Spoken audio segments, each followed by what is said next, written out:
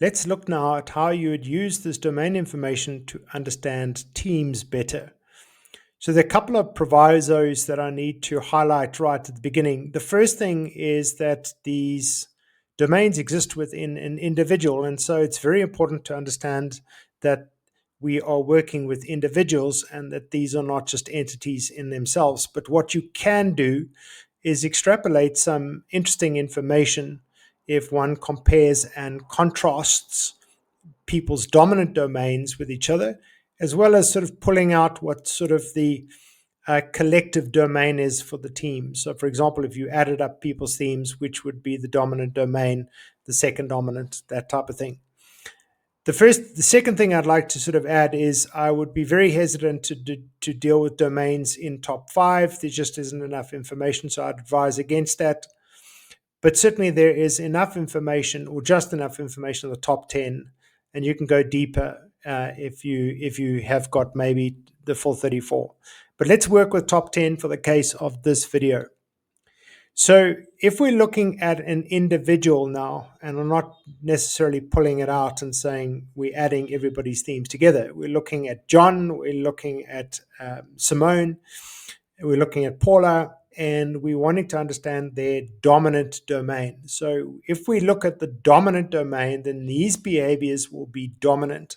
In other words, we're going to see these impacted and what they're going to bring to the team. So if we've got an individual whose dominant domain is relationship building, then trust is going to be absolutely essential to that person. What's going to impact that team is social dynamics. This is where psychological safety sits and where the individual is going to place a lot of emphasis on how we treat each other, talk to each other, and create a safe space for people to work in. So anybody with a dominant domain in relationship building, that is an important consideration. For those with dominant in influencing, they're looking for the right vibe. They're looking for the right energy. These are energetic individuals. They are more looking at at creating momentum and shift. And so they want to be in a space where they are going to want to move and make sure things are constantly moving. So they're going to speak up. They're going to be verbal. They're not going to keep quiet. They're going to want to use their signature themes in this, or themes in this domain, to create relevant movement in relative areas. And so it's quite important for them that they are in positions where they can generate this particular movement. They are less interested in the psychological safety. They're more interested in the movement. And so they're more prepared to speak up. Relationship building themes are going to monitor and evaluate psychological safety far more. This is going to translate towards, as I mentioned earlier, the concept of social harmony. And so influencers may challenge that in the context of speaking up, whereas relationship are slightly, or try and be a little bit more diplomatic.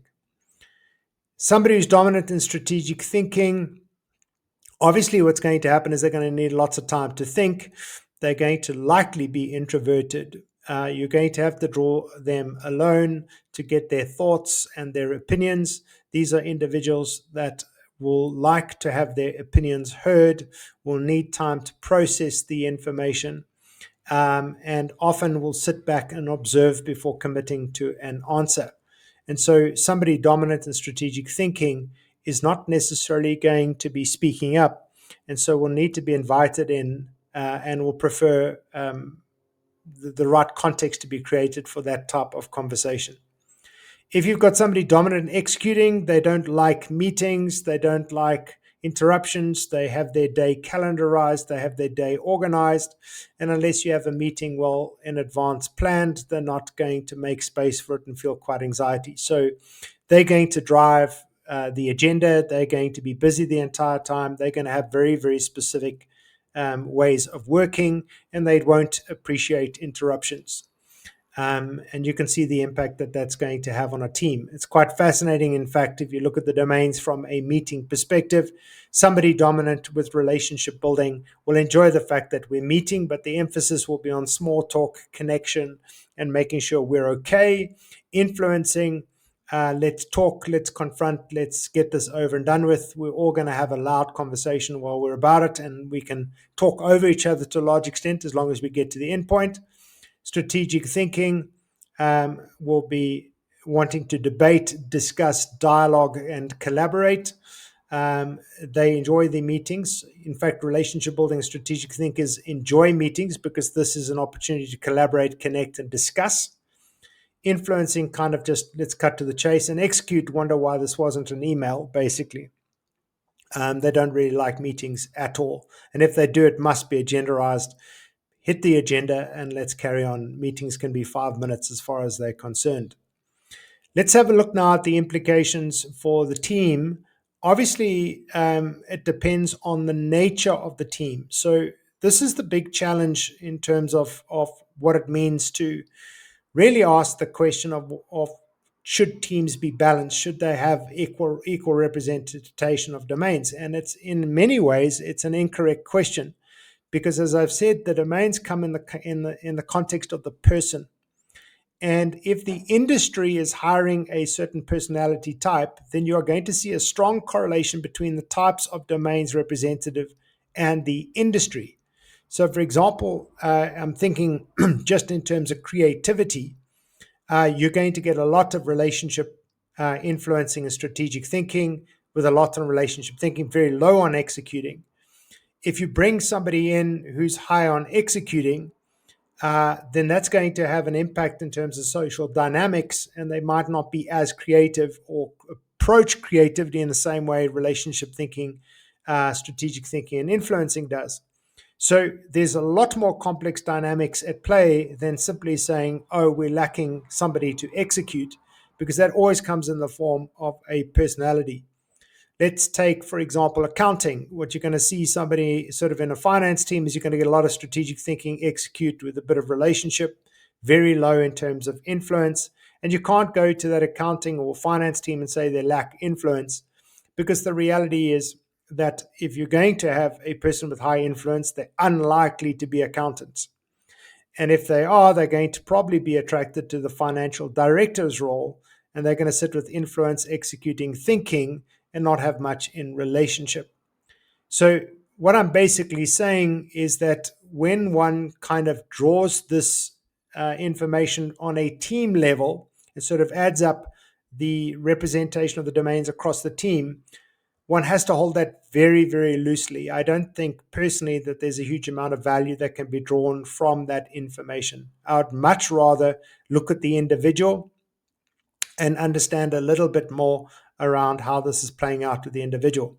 What I will be doing shortly is having a look at some of these dynamics of what it means to have influencing, strategic thinking, relationship building, and even somebody who has all 4 domains in their top 10. How does that impact their psychology? But that'll be for another video.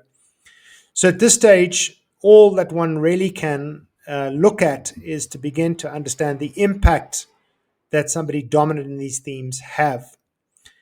Obviously, in terms of impact, in terms of blind spots and weaknesses, if one looks at dominant relationship, what's the blind spot or weakness? Because they place such high value on social harmony, those politics could cost efficiency. Influence, because they place such high value on movement, shift, change, and speaking up, they struggle with a level of stability and really struggle with the mundane aspect. So they can constantly be chopping and changing when in fact no change is needed. Strategic thinking, obviously, these are individuals that need time to process. It's a dynamic decision making. They tend to reinvent the wheel simply because they get bored. And so change sits in strategic thinking and influencing, so they can be creating constant change, which is not necessary. Execute, they want to keep things the same. This is the order we've done, so they don't like a huge amount of change. They tend to stick with what works, and that sits with relationship building. So relationship building and and executing tend to be the stabilizers, and the change agent seems to be the influence and strategic, and that in itself can have its own implications. I hope that helps a bit. Drop your questions and I will answer them.